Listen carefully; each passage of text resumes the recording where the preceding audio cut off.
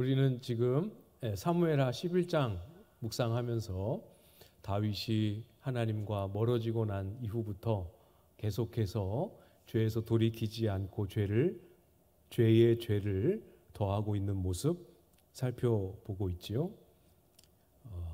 이제까지 꽤 오랜 시간 동안 다윗의 모습을, 다윗의 행적을 우리가 묵상해 왔는데 그동안 정말 한 번도 본 적 없는 다윗의 모습 계속 살펴보고 있습니다.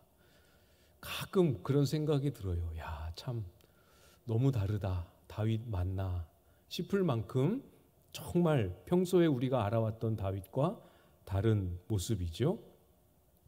끝까지, 진짜로 끝까지 무슨 수를 써서라도 자기 방법으로 그 죄를 한번 덮어보겠다고 발버둥 치고 있는 다윗의 행동 우리가 보고 있습니다. 본문을 읽으면서 이제 어떤 내용의 사건이 전개되는지 다 아시겠지만 다윗의 뜻대로 되지 않죠.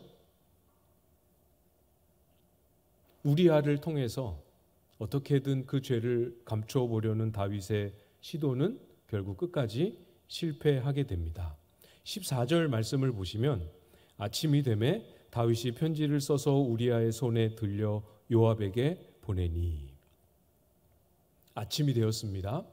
그 전날 밤에 술을 마시게 했습니다. 술이 취하면 집으로 갈 것이다 이렇게 생각한 거죠. 그러나 그래도 우리아는 집으로 가지 않았습니다. 술에 취해서도 군사들과 함께 군사 숙소에서 끝까지 머물려고 하는 우리아를 보면서 그 밤에 다윗은 밤이 새도록 고민했습니다. 내 방법으로 안 된다. 이 방법으로 안 된다. 도대체 어떻게 해야 하나? 그렇게 고민하면서 날이 샜죠. 아침이 되었습니다. 어떤 책에 보니까 다윗의 인생에서 이날 밤에 보낸 이 밤 시간이 다윗이 보낸 밤 중에 가장 힘겨운 밤이었을 것이다. 어떻게 생각하세요, 여러분? 저는 좀 이렇게 반대하고 싶은 마음이 이렇게 들더라고요. 다윗이, 여러분 한번 다윗의 생애를 기억나는 대로 한번 떠올려 보십시오. 얼마나 고통스러운 순간들을 많이 지나왔습니까? 아무리 다윗이 힘들어도 하나님 떠나지 않고, 아무리 다윗이 어려워도 그 밤을 하나님 앞에 부르짖으며 눈물로 침상을 적실지언정 하나님을 떠나지 않았던 다윗입니다. 그때가 힘들면 오히려 더 힘들지 않았겠습니까? 그러나 오늘 본문에서 다윗이 보낸 밤, 힘겨운 밤이 아니고 다윗의 인생 속에서 가장 악한 밤, 가장 하나님께로부터 멀리 떨어져 있었던 밤이지요. 하나님 앞에 나아갈 법도 한데, 하나님 이제 내가 내 힘으로는 도저히 안 되겠습니다 고백할 법도 한데, 끝까지 자기 힘으로 어떻게 해보겠다고 끝까지 고집하는 가장 완고함을 경험한 밤입니다. 그렇죠? 그렇게 밤을 지새고 아침이 되었습니다. 다윗이 맞이한 아침은 어떻습니까? 밤새 궁리한 결과 고민하고 고민한 끝에 편지를 썼습니다. 우리아의 손에 봉인된 편지를 들려서 요압에게 보내게 되지요.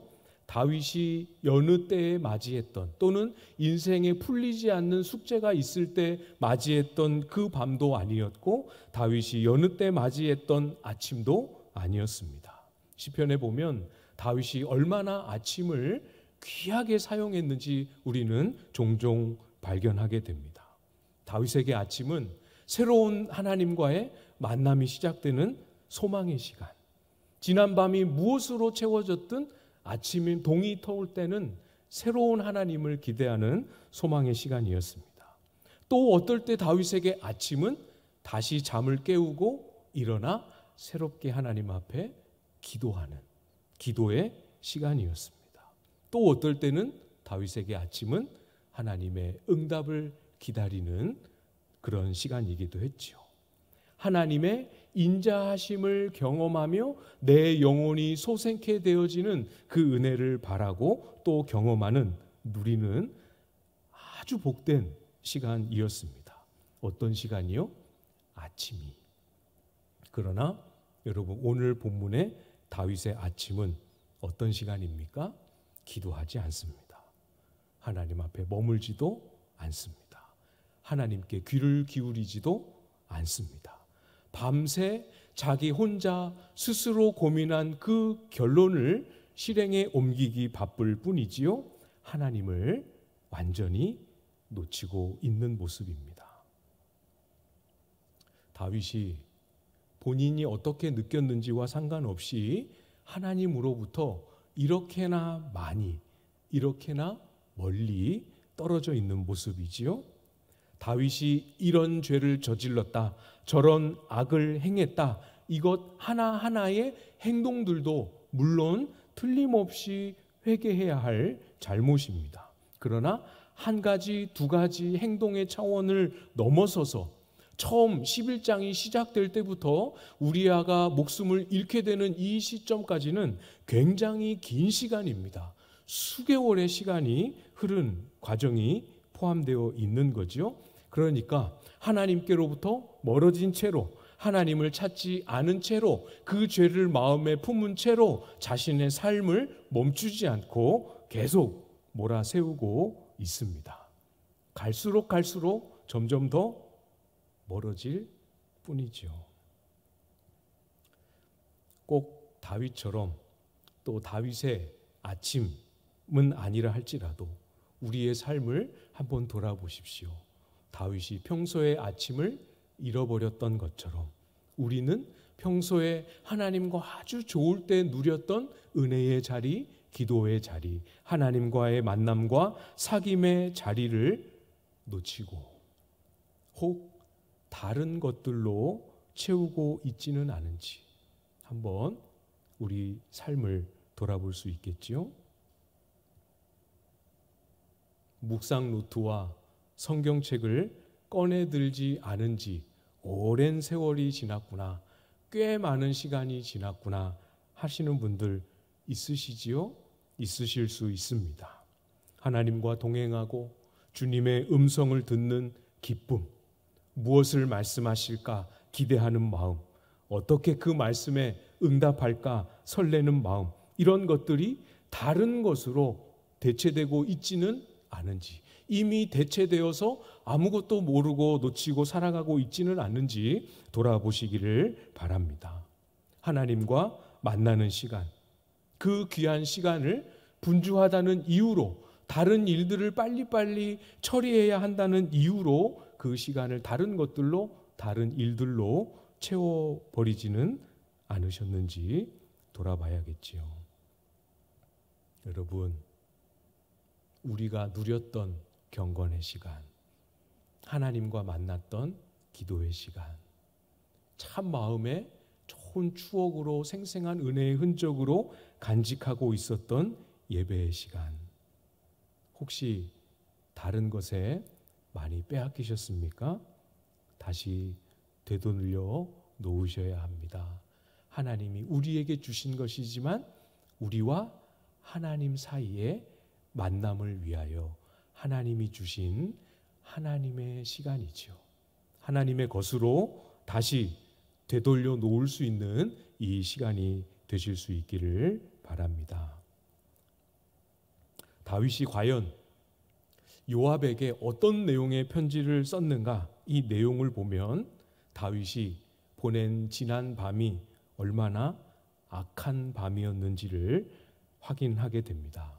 15절 말씀해 보시면 그 편지에 써서 이르기를 너희가 우리아를 맹렬한 싸움에 앞세워 두고 너희는 뒤로 물러가서 그로 맞아 죽게 하라 하였더라. 밤새워 이 생각했습니다. 무슨 생각이요?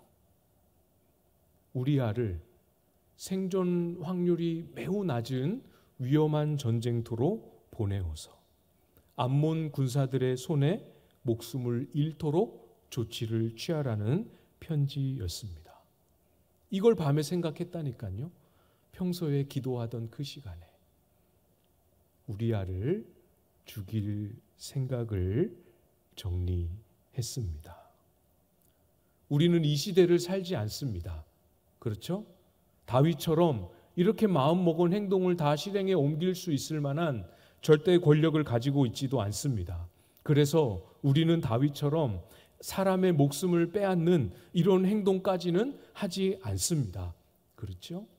그렇지만 우리가 다윗처럼은 하지 않지만 다윗과 똑같은 부분이 있습니다. 하나님으로부터 멀어진 그 상태로 우리의 감정을 따르게 됩니다. 내가 입은 피해와 내가 겪은 아픔만 들여다보게 됩니다. 그래서 손으로는 하지 않지만 마음으로는 수십 번도 더 사람을 죽이고 살인하게 되지요. 마태복음 5장에 예수님이 말씀하지 않으셨습니까? 형제에게 노하는 자마다 심판을 받게 되고 형제를 대하여 라가라 하는 자는 공회에 잡혀가게 되고 미련한 놈이라 하는 자는 지옥불에 들어가게 되리라. 여기서 라가라는 말은 멍청한 녀석이라는 정도의 의미를 가진 욕설입니다. 말로, 생각으로, 마음으로 미워하고 분노하는 것도 똑같이 우리 주님은 형제를 향하여 살인한 것이다. 이 계명을 어긴 것이다. 이렇게 말씀하십니다. 우리가 무뎌지고 또 익숙해지고 너무 길들여져서 잘 안 보여서 그렇지 다윗이 하나님과 멀어진 채로 걸어가고 있는 그 모습과 조금도 다를 바 없는 것 아닌지 우리 자신을 정직하게 이 말씀 앞에서 돌아봐야 합니다.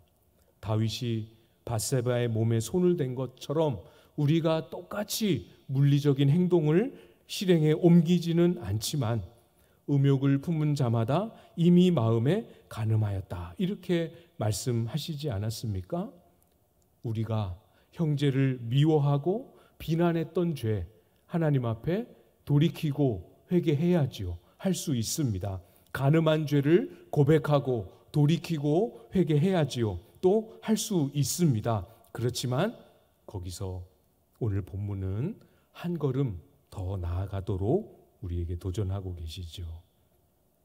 내가 그 행동을 할 수 있을 만큼 눈치채지 못하고 쉽게 할 수 있을 만큼 때로는 죄책감을 느끼지 못하고 그렇게 할 수 있을 만큼 하나님과 거리를 두고 살아가고 있구나 하는 것을 보는 데까지 나아가야 할 것입니다.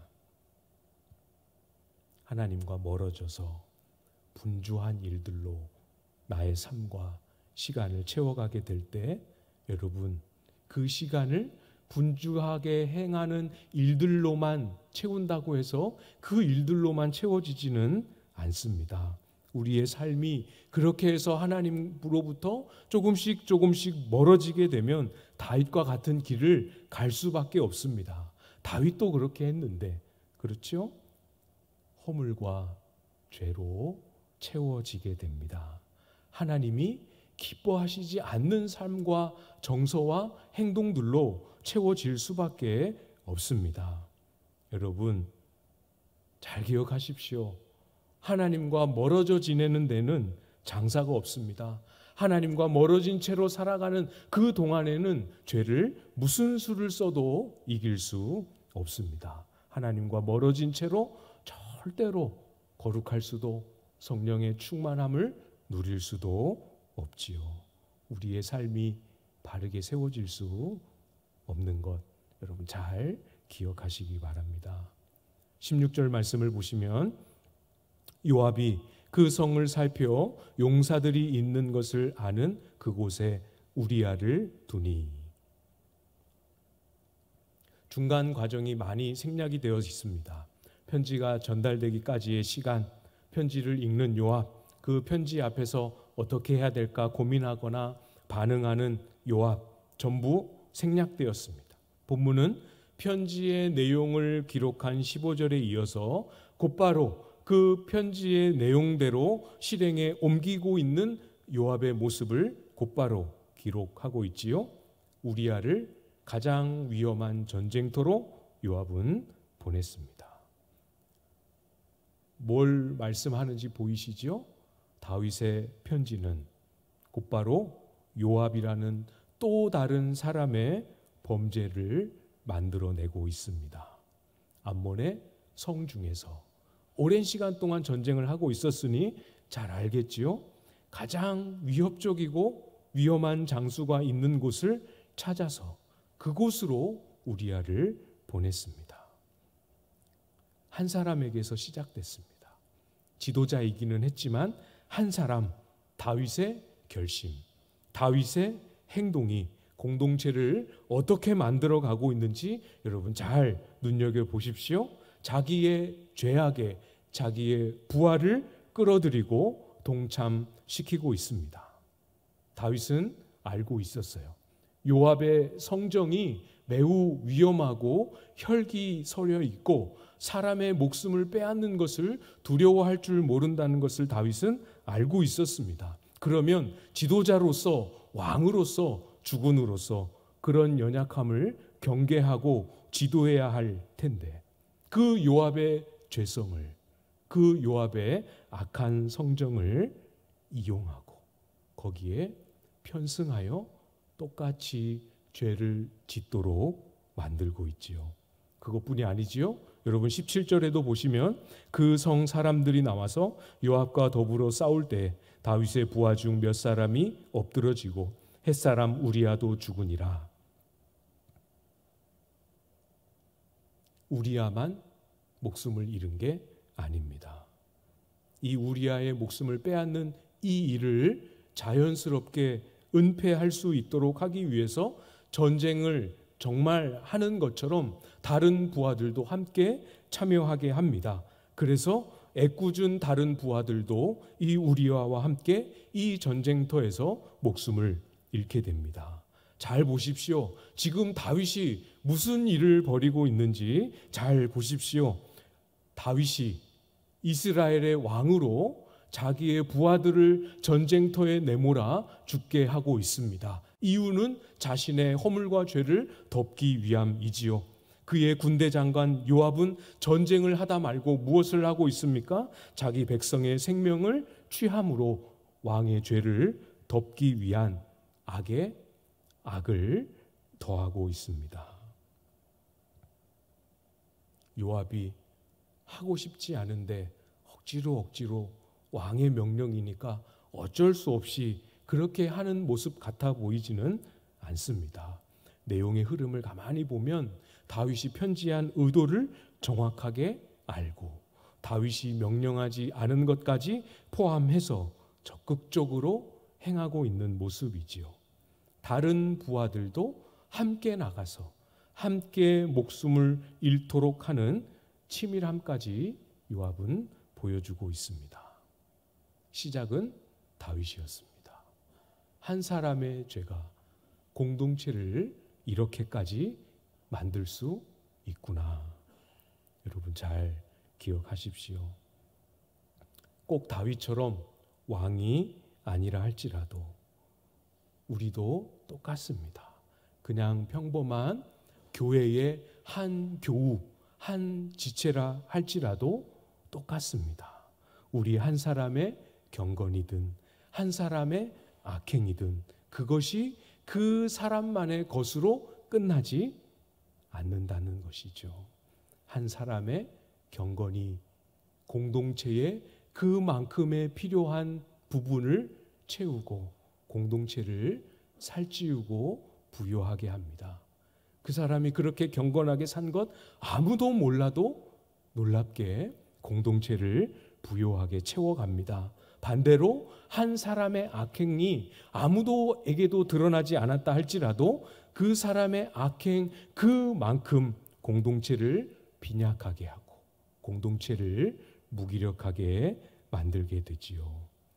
왜 그런지, 왜 그렇게 되는지 여러분 알고 계십니까? 우리가 한 몸이기 때문에 그렇지요. 겉으로 볼 때는 다 짧은 시간 동안 같이 모여서 예배하고 각자의 삶에 많은 시간 흩어져서 지내기 때문에 다 떨어져 있는 것 같지만 성경은 그렇게 말씀하지 않습니다. 우리는 연결된 하나의 몸이지요. 에베소서 4장 16절 말씀입니다. 그에게서 온 몸이 각 마디를 통하여 도움을 받음으로 연결되고 결합되어 각 직체의 분량대로 역사하여 그 몸을 자라게 하며 사랑 안에서 스스로 세우느니라. 머리이신 예수 그리스도께로부터 시작된 몸입니다. 그 몸의 각 지체가 각 마디를 통하여 도움을 받음으로 서로 연결되고 결합되어 있습니다. 연결되어 있습니다. 저도 여러분도, 여러분 서로도 연결되어 있습니다. 그러니까 한 지체가 성령에 충만하고 영적으로 건강하면 그것이 다른 사람에게 영향을 끼치고 다른 지체를 영적으로 강건하게 일으켜 세울 수 있습니다. 반대도 마찬가지죠. 한 지체가 영적으로 약해지거나 병들거나 시험에 들거나 넘어지게 되면 그것이 다른 지체에게도 영향을 끼치게 되죠. 때때로 가까이 붙어 있는 지체일 경우에는 그 약함과 병이 옮겨가게 되기도 합니다. 나는 이제 잘 기억하십시오. 나는 나 혼자만으로 존재하지 않습니다. 내 마음대로 하고 싶은 순간이 힘들 때 찾아오지요. 그냥 내 느낌대로, 내 현실대로, 내 감정대로 그냥 확 무너지고 싶을 그럴 순간이 오지 않습니까? 그럴 때 잘 기억하십시오. 나는 나 혼자만으로 존재하지 않는다. 우리 모두는 한 몸으로 연결되어 있습니다. 나와 한 몸으로 연결되어 있는 지체들의 얼굴을 떠올려가며 내가 이 시련을 믿음으로 잘 견디어 나가면 이 믿음이 우리 공동체에 또 우리의 지체들에게 영향이 되고 양분이 되고 그들을 살리는 통로가 될 것을 기억하면서 우리의 각자의 삶을 거룩하게 지켜서 공동체를 부요하게 살찌워가는 우리 한 사람 한 사람 다 될 수 있기를 주님의 이름으로